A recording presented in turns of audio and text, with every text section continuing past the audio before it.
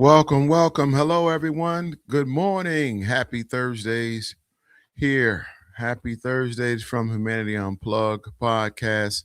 I'm your host, Jermaine McCrimmon. We are here for another one. And I just want to say thank you guys for all the social media support. You guys have been awesome. We thank you guys for doing what you do, for sharing, for liking and subscribing on YouTube, for downloading the material, for sharing the material, pushing the material.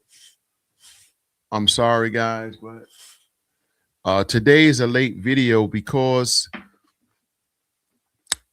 I didn't know what to talk about. And before I get into that, I just want to also um,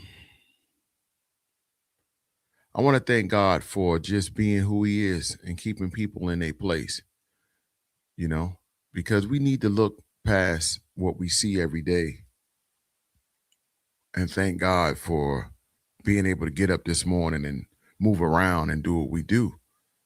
Uh, United States is in an uproar. We over there bombing Iran. We're helping out, doing what we do. Israel is taking it to them. They're taking a beating right now, and American soldiers are dying. Casualties of war is what it is, and we get up out of our comfortable beds and go into the kitchen and put on a cup of coffee, a tea, cook some bacon, eggs, and we cook, eat, sit down, and take a deep breath. And we like to give respect and honor to those who help make that possible. So that is a great thing. I am with that, and I am happy for that.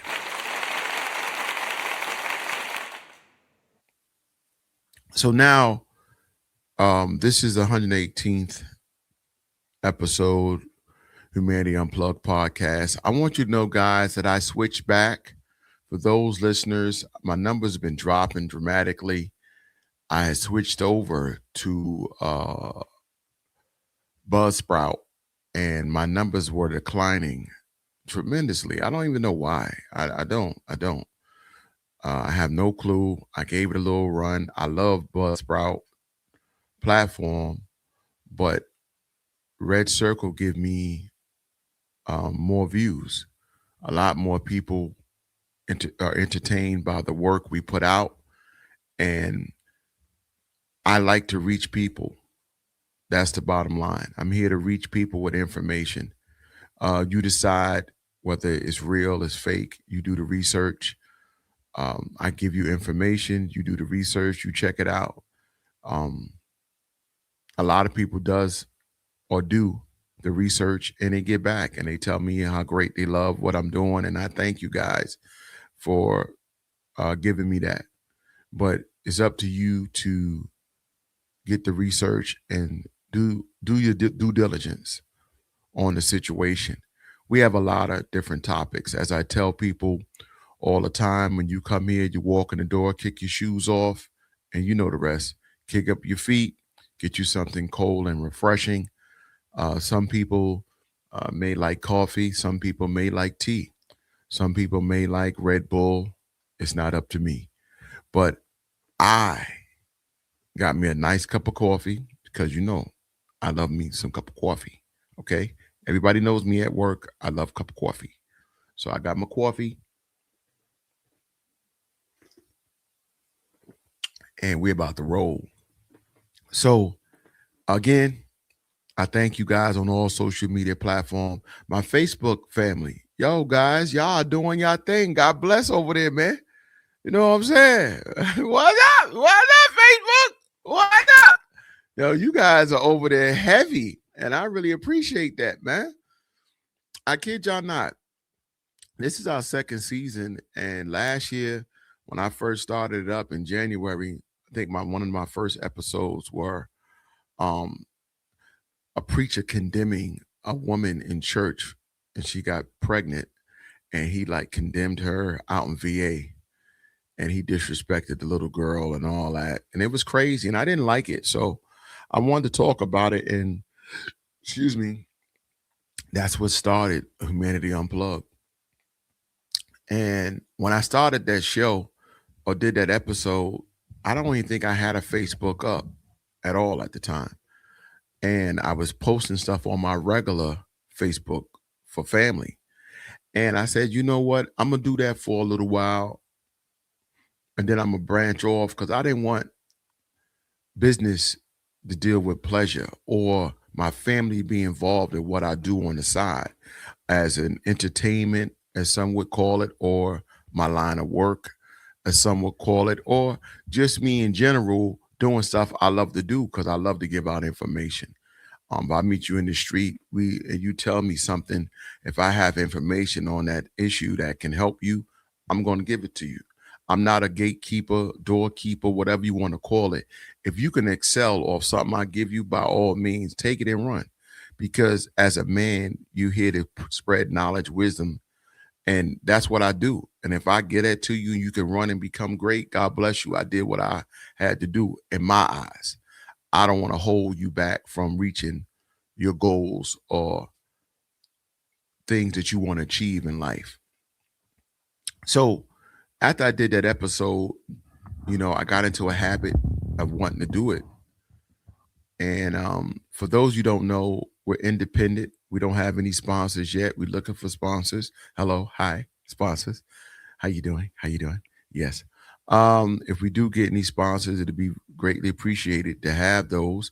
For those you don't know, we're on YouTube, and my YouTube family need help, man. If all my Facebook family go over to Humanity Unplugged at Humanity Unplugged podcast at Humanity Unplugged and go share over there at YouTube, I'd be very happy to get some subscribers over there. We struggling over there. We're definitely on life support, but we there and I'm happy about it. It's no rush for me. I think anything that's for me will come to me when God's ready to give it. So I believe in that. I live by that. I do unto others as I want them to do to me. So I'm gonna give you that respect, and God gives it back. I'm a living witness to that. So over these episodes, you make your mistakes. You do what you do, and you go into different passionate subjects. Here we talk about everything from politics, true crimes, religion, community based racism. We talk about anything on the sun. We gonna talk about it. We air it out. True or false. I might ask you a question. Participation is key. I really enjoy getting the comments from you guys and seeing what you think and the negatives as well. Because people love to correct me or say certain things in the comments. Knock yourself out. I don't take it personal. So if you want to give me a paragraph of foolishness, that's what you felt you wanted to do. God bless you. I mean, that's what you wanted to do. Uh, but we like to give out information. That's the bottom line. Today's episode is 118. And the bottom line to today's episode is Trump's war or Israel war. That's the topic. And I want you to understand that a lot of people is going to tell you uh, it's Israel's war. A lot of people might tell you it's Trump's war. I don't know. My opinion personally, I think it's all a distraction from the Epstein files. That's my opinion. For those of you who don't know Epstein or what it consists of, do your research, check it out. All right. I don't know. Uh, as we look into this war and look into the different phases of the war today, we're going to talk about is Iran and how they killed their leader over there, how he was assassinated by the Israel people and American people, how they went over there and took him out through the cameras. We're going to also talk about the American soldiers who were executed, somewhat assassinated over in Kuwait. I think it was Kuwait. I think it was. Yeah, I think it was. And also, we're going to talk about where we at totally in the war. I don't want to talk about it. but as they say, it's a trending topic. A lot of people have their own perceptions on it. And I don't mind talking with you guys about my perception on what I think it is and sharing my information, all alleged. I could be, telling you stuff that's not accurate.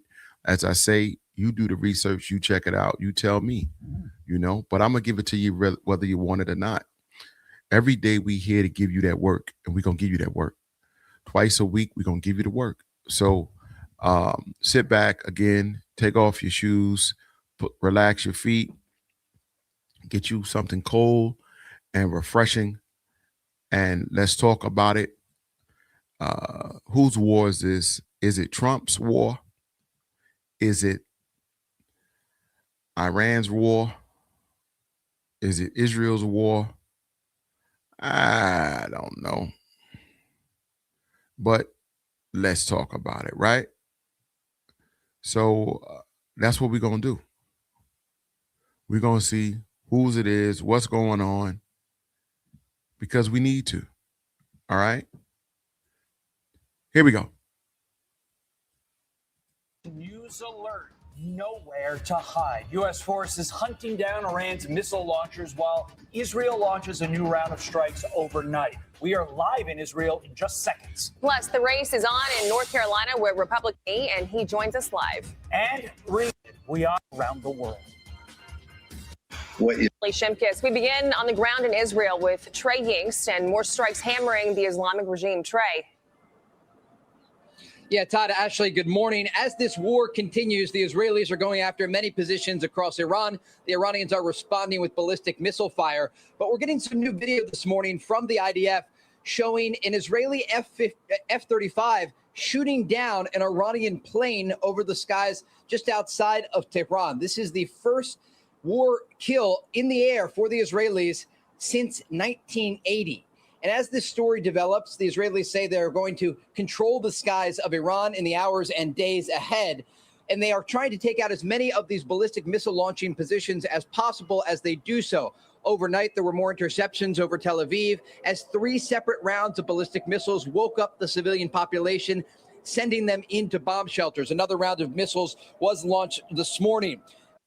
So as you see, guys, these people are sleeping and they're waking up to the bombs just going off, and they're knocking down these airplanes and doing what they do. Could you imagine that? Could you imagine just sleeping and waking up and the bomb shelter alarm goes off and you got to rush to a bomb shelter just to preserve your family and make sure everybody's straight?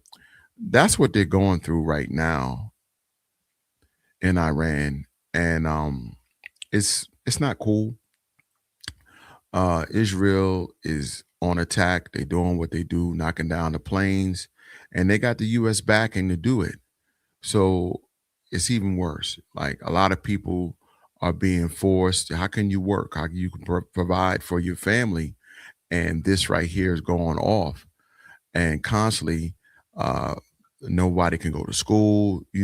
It's helter skelter right now over there. And what are we at war for? Period.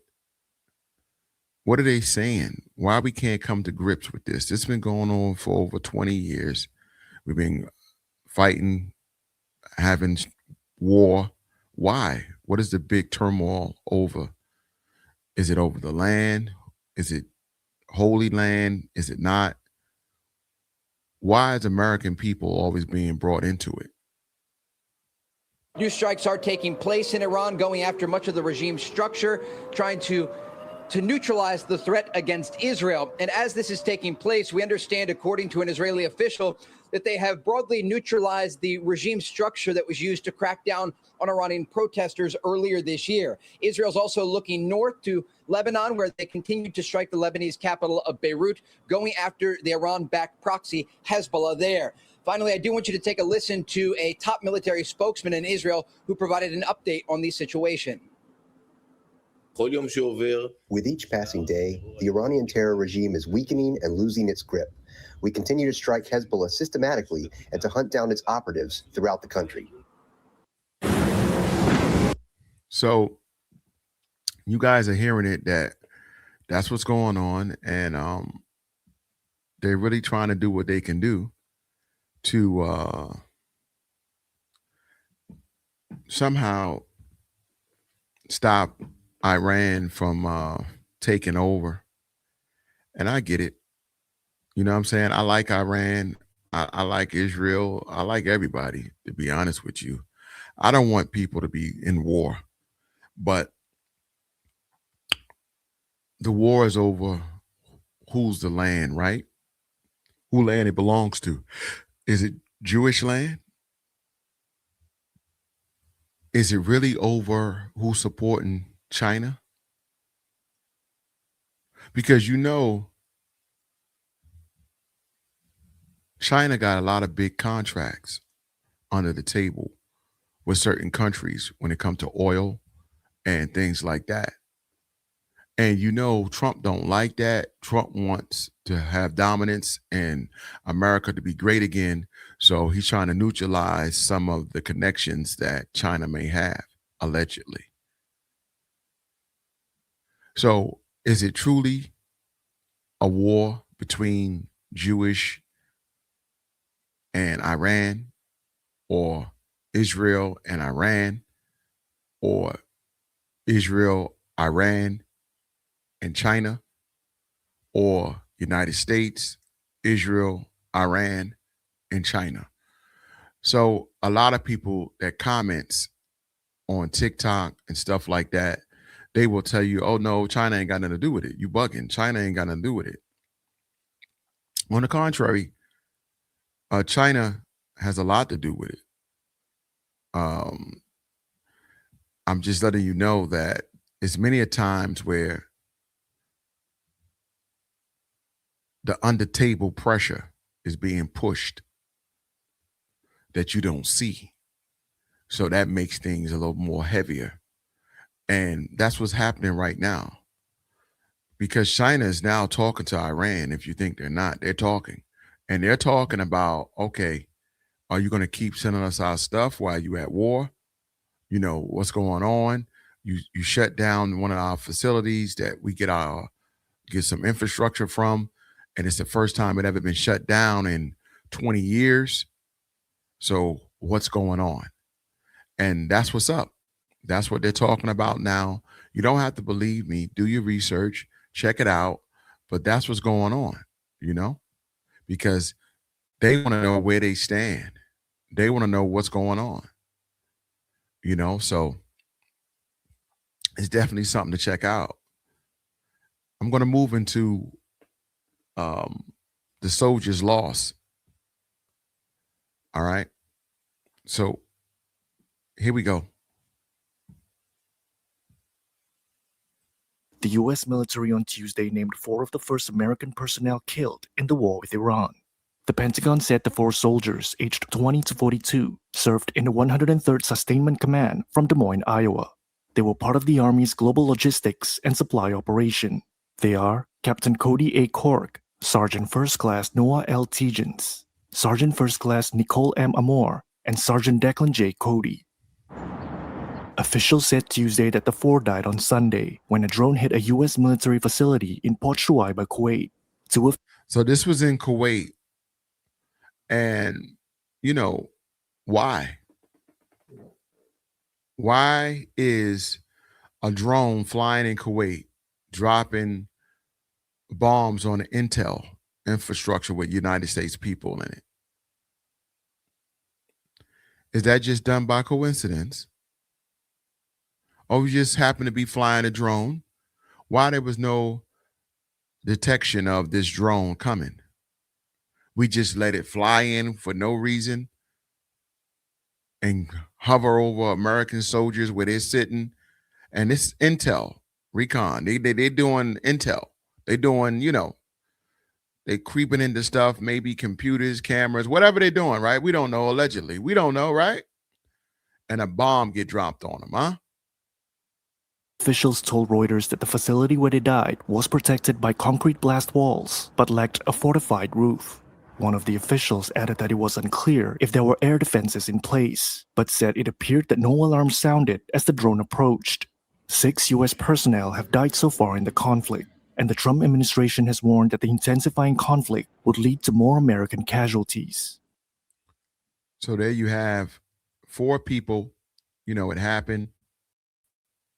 And the American people are suffering right now because life lost is life lost, whether you know the people or not. They're in Kuwait. It was there doing some recon. It had risk to it. They signed up for it. I understand, Lotta Dottie, we like the party. But still in all, these people are no longer with us because of such action. And whose fault is it? Right? Kuwait just let it happen like that. United States just let it come over there. Who's to blame? Who's going to answer for those loved ones losing their lives? Right? These were army guys sitting at a little spot, chilling. So they lived out there for a while. Kuwait infrastructure knew they were there. Let's face it, they knew that. They knew exactly where they were at. They knew what they were doing. They rented a space. They got the space somehow. They didn't just fly in there by accident. Officials know where their officials are. They know. And who gave out the information for them to get bombed? Who gave out the coordinates? Was that a retaliation for American soldiers passing, that retaliation? Because Iran boss man died like Monday or Tuesday, I believe, about to find out. And this happened Sunday. So since they took out them American people over there in Kuwait, the soldiers were sent out to take out my man in Iran. That's what we saying happened. Allegedly, I don't know. But this is what took place, right? Let's check out how they're taking out the Iran leader over there. Huh? Let's check that out. It was a quiet Saturday morning in Tehran. Iran's supreme leader walked into what was supposed to be another meeting. And minutes later, he was dead. Ayatollah Khamenei was killed in a joint strike by the US and Israel. But you already know this. Our story tonight is not the strike. Our story is the run-up to the strike and how it came about. It begins with surveillance that went on for years. This is according to a new report by the Financial Times. It talks about surveillance so thorough that Israel knew Iran like the back of their hand. We're not talking about a spying operation limited to a few officials. We are talking about hacking a city's entire traffic network. Did y'all hear that? They tracked the whole network, dog. They got into the traffic lights. They knew where this man was at. They knew whenever he moved, they had him. Sun up, sun down, 24/7 surveillance on his every movement. And they had a strike force within 90 seconds to 3 minutes to get into him. You heard that right. Apparently, Israel hacked into Tehran's traffic network, and that meant access to cameras. You see, Iran has built a very extensive internal surveillance system. It had installed cameras to spy on its own people, to monitor protesters and dissenters.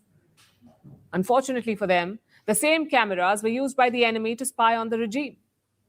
One camera placed at just the right angle reportedly showed something small, but something very, very critical. It showed the place where Ayatollah Khamenei's security detail parked their cars. So Israel started analyzing this footage. They started analyzing the patterns. When do the guards arrive? Where do they park their cars? Who drives which official? Who protects whom? Who swaps shifts? Israel gathered all these details by hacking Tehran's traffic cameras.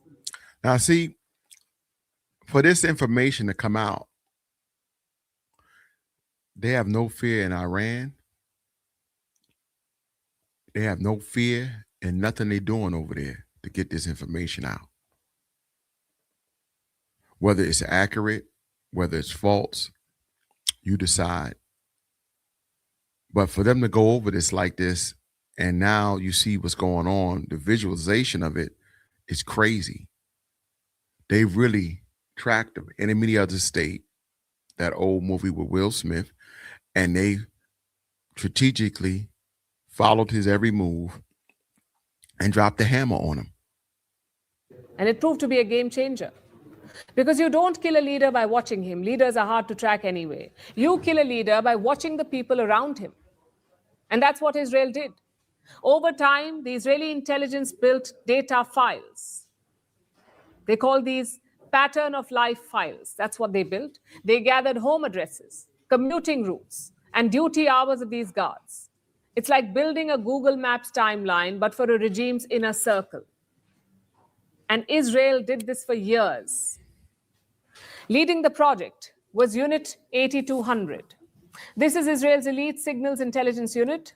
The report says Unit 8200 fed mountains of data into AI-driven systems. I'm talking about billions of data points, phone signals, camera feeds, movement patterns, relationship maps. They use something called network analysis. What does that mean?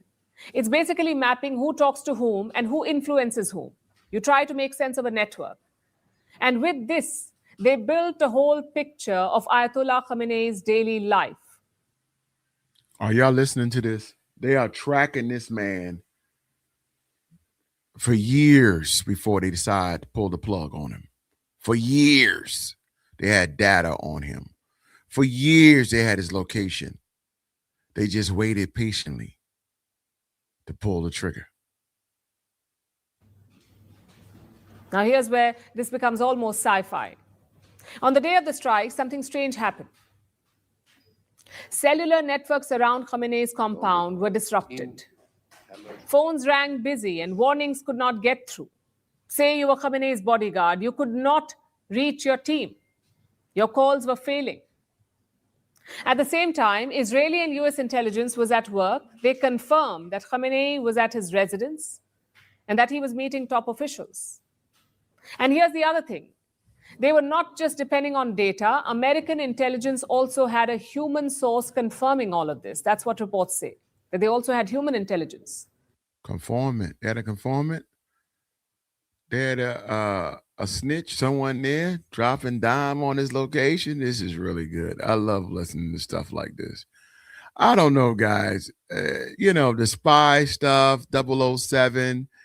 It was James Bond. This is really great to see, when you see the guys come in there and they do what they do, if you running wrong, they're going to catch you. Now, Iran knew that an attack was coming. They knew that Israel and the US were going to strike at some point. Of course, the Ayatollah knew that too. But apparently, he refused to go to a bunker. He wanted to die as a so-called martyr. What Tehran did not anticipate was the timing. They did not think that the strike would come in the morning. They did not think that it would happen in broad daylight. That's what happened. And they showing you how and as it dramatic happened, as his backstory is, it's really not good. new for Israel. Their intelligence is known for things like this, for operations like this. You may remember what happened in 2024, the pager explosions. Israel crippled Hezbollah's communication network. Their rank and file used pagers to communicate. Israel hacked those devices and blew them up. So thousands of pagers exploded simultaneously, and this killed thousands of Hezbollah fighters. That operation, too, is said to have taken years of infiltration, years of analyzing the same data, of figuring out patterns and knowing when to strike. And it tells you a lot about modern warfare. And let me tell you a secret. By doing that with the pages, yeah, you lost some lives, but not as much as you would have lost if you didn't do it. Wars today are not fought with just missiles and jets. They're fought with data, with years of invisible surveillance and algorithms. And it's something that Israel has mastered, the long game in a world of fast-moving conflicts. So there you have it, guys. You know how they got to him through the surveillance. You know how they got to him through the cameras, data, tracking. This is what they did to get to him. Now they just needed the backing of United States to say, well, we want to drop the ball, Israel said, allegedly, to United States officials. They said, well, let's see what you got on them, allegedly. They seen what they had on them. They, oh, you got enough on them. Yeah, they got years of information. Take them out. Yeah, we'll back you. But we want you to come in there and act like it's a war too. I'm just saying. Who knows? I don't know what happened. I'm just an innocent bystander. They said, okay, pull the trigger. We got you. And they did. And now we're here. So who war is it, guys? That's all I'm saying. Is it Trump's war? Israel war? China war? Iran's war? Whose war? I don't know. But I know one thing for sure. And two things for certain. The American people will pay for it. Keep your heads up, guys. God bless. Stay safe. Peace.